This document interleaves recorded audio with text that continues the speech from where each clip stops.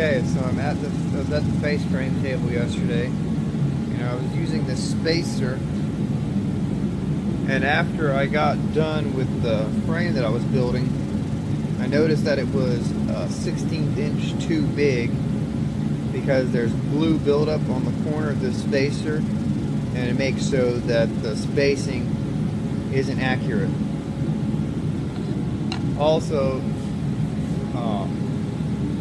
they're just sitting here and the marking is pretty light, and so sometimes it's hard to tell what's a spacer and what's just trash that they have been getting thrown away in the past. So I'm gonna fix the problem and see if we can figure something out that's gonna work a little better.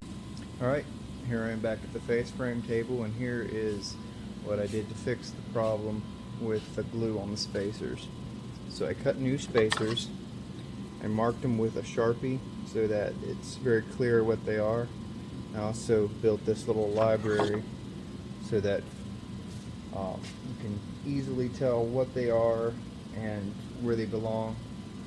And there's also 3 more spots for 3 more spacer sizes.